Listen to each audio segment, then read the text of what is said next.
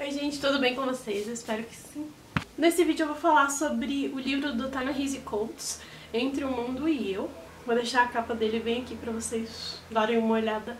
Eu vi esse livro a primeira vez no Stories da Gabi Oliveira, do Gabi de Preto. Eu fiquei, caralho, parece ser muito bom. E aí eu fui dar uma lida enquanto eu tava escrevendo meu TCC e tal. Tinha muitas coisas parecidas que eu usei até como prefácio e tal.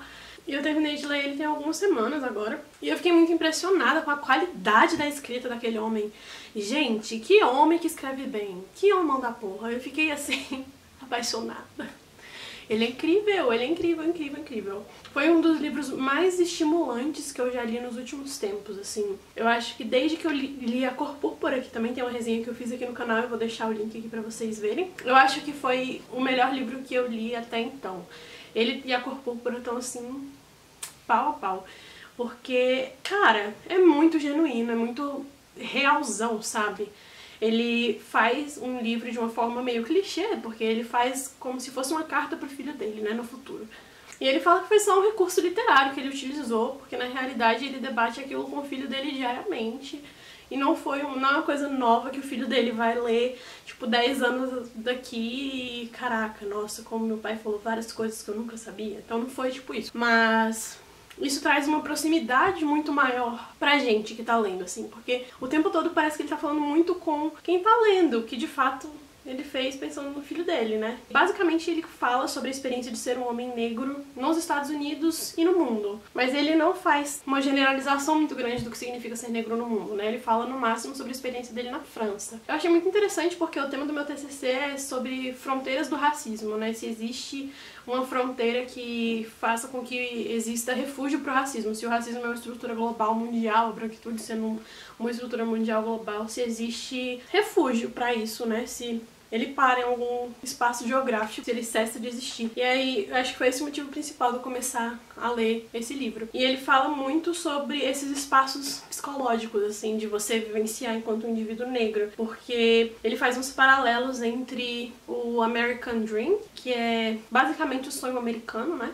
Que é aquele modo de vida norte-americano que é vendido como um grande sonho, né? Que a gente já conhece bastante, assim, pelos filmes hollywoodianos, pelas literaturas e pela cultura, né? Como um todo, que é vendida pra gente como sendo a melhor. Um sonho de vida branco, né?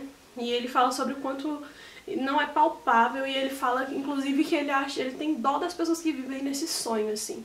Não fica uma coisa de, ai, nós não pertencemos ao sistema e gostaríamos de pertencer ao sistema, mas é tipo, vamos analisar o que a gente tem aqui e vamos ser bem realistas, isso também é uma bosta. E ele fala muito da morte, de genocídio da população negra, e ele fala como foi um choque pra ele, pra entender que ele não fazia parte desse sonho americano, assim.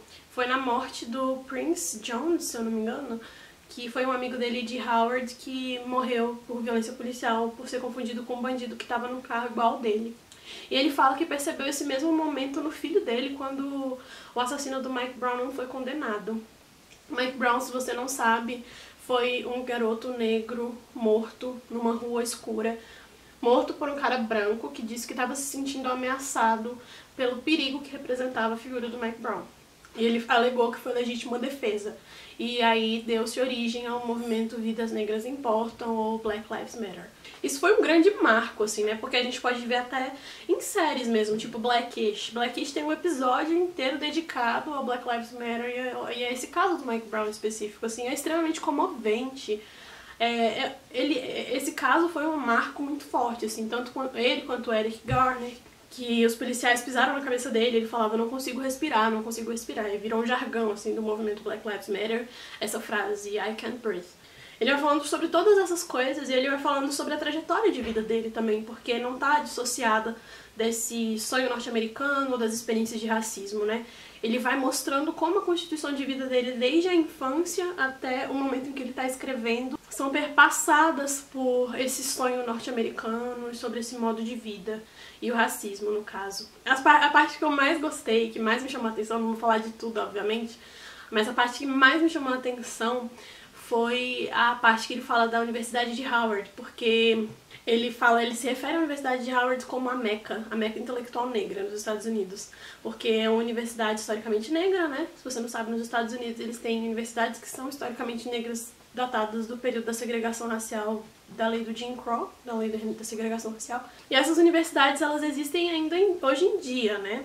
E elas são centros intelectuais de referência. Eu acho que, se eu não me engano, ele fala que Howard tem uma das maiores bibliotecas com obras de pessoas negras do mundo. E tipo, gente, eu fiquei tão encantada, eu morro de vontade de estudar em Howard, fazer um mestrado em Howard. E eu fiquei, tipo, encantadíssima com as coisas que ele falava. Ele falava muito sobre a experiência de você perceber que você é um corpo negro diverso, assim, não um corpo negro massificado para ser uma coisa que a branquitude designa para você, em oposição ao sonho, né, de ser parte desse mundo fantasioso da branquitude. E ele fala que em Howard ele conheceu pessoas negras de vários lugares do mundo, com vários cortes de cabelo, com várias orientações sexuais, com várias formas de se vestir, de interpretar o mundo, de enxergar a realidade, e que era, assim, uma diversidade de corpos e mentes absurda, assim.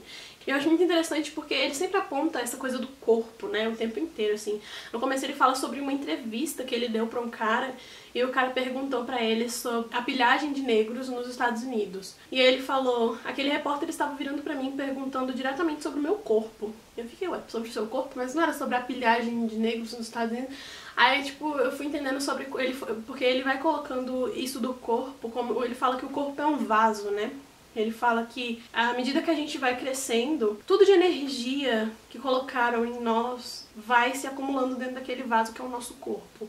Nossa carga histórica, cultural, social, o amor dos nossos pais, parentes, amigos, o conhecimento intelectual que a gente ganha durante a vida. E esse vaso só vai se enriquecendo com o passar do tempo, né?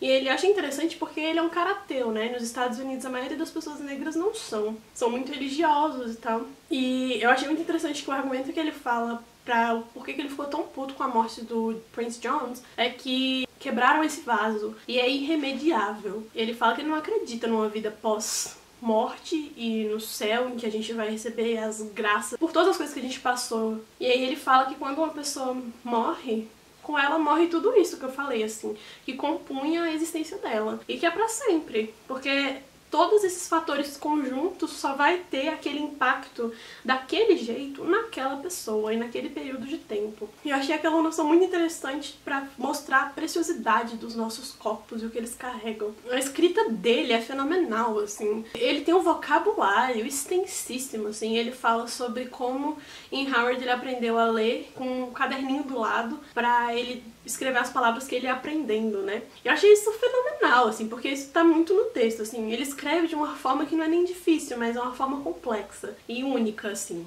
Ele usa palavras muito diferentes que eu tive que acessar o dicionário. Fazia muito tempo que eu não lia procurando coisa no dicionário, assim. Nossa, eu achei fenomenal. Muito, muito incrível. Mas eu fiquei pensando muito, refletindo muito sobre qual a influência do sonho na minha vida, né? Assim, de coisas que eu tenho na minha vida que são corretas ou certas, que eu enxergo de uma certa forma, mas que não necessariamente são ideias minhas, sabe? Que são ideias que foram colocadas pra mim como naturais. Inclusive, eu acho que, assim, a coisa que mais me fez refletir foi sobre amor romântico, assim. O quanto isso é uma ideia branca. A forma como é vendida, pelo menos, pra gente. Não que o amor seja uma ideia branca, não tem nada a ver mesmo. Que a forma como foi vendida pra gente, assim, né? Formas de se relacionar com as pessoas, coisas que estão implícitas dentro das relações. Essas expectativas, assim, que a gente tem de, sei lá, Disney, sabe? Ter tudo aos nossos pés, sei lá. Porque isso é o oposto do que é ensinado pra gente, sabe? Do que é ensinado não, do que é pra gente mesmo na nossa vida. Ele fala de ele tem uma cena que ele descreve ele num teatro ou no cinema, não sei, subindo uma escadaria, e aí o filho dele tá com ele, e o corpo do filho dele pra aquela mulher branca que esbarra nele e faz ele cair não é nada, né? E aí quando ele vai defender o filho dele, várias pessoas brancas se juntam pra meio que falar que ele tava errado. E ele fala, se você se virar contra o sonho, o espaço que as pessoas acham que elas têm dentro do sonho que é digno delas, já é só um corpo descartável, assim. Eu achei muito interessante porque ele fala de um lugar de não vitimismo, e ele fala, tipo, pro filho dele, o que ele falou pro filho dele depois do assassinato do Mike Brown, né? Ele fala assim, eu não quero te dizer pra não lidar com isso ou que vai ficar tudo bem, porque não é assim que as coisas vão funcionar. Eu quero que você tenha uma noção realista do que é ser um negro na América, mas ao mesmo tempo não quero que você se vitimize e ache que você é apenas isso. E eu achei essa uma noção muito interessante, assim, a ser trabalhada, e ao longo do livro ele vai demonstrando muito isso, assim, como ser uma pessoa realista realista dentro desse mundo e enxergar que essas coisas existem, mas não nos culparmos por elas, assim. E ele fala sobre raça, ele fala que essa não é uma questão racial, assim, porque falar que isso é uma questão racial é dizer pros brancos que foram quem inventou raças, no caso, que essa é uma questão causada pelas diferenças das raças, sendo que não é, tipo, ele fala assim que o racismo, ele é o filho da raça e não o contrário. Que quem vem antes é raça e o racismo vem depois, que um que gera o outro, né? Mas também não é no sentido de somos todos humanos e não temos raça. É, tipo, muito complexo e eu fiquei, tipo, este homem, que dizer, estou apaixonada. Ele é incrível. Eu apenas não sei o que dizer, apenas sentir. Eu queria muito que vocês lessem esse livro, me falassem o que vocês acham. Eu espero que vocês tenham gostado. Se vocês curtiram esse vídeo, cliquem em curtir aqui embaixo, se inscrevam no canal. E se você quer receber notificação toda vez que eu postar um vídeo, aperta o sininho aqui do lado de inscrever-se, porque você vai receber notificações no seu celular ou no seu e-mail. Eu não faço a menor ideia. É isso, um beijo. E me contem se vocês já leram esse livro, me deem indicações de outros livros que vocês gostariam que eu falasse aqui embaixo. Tchau!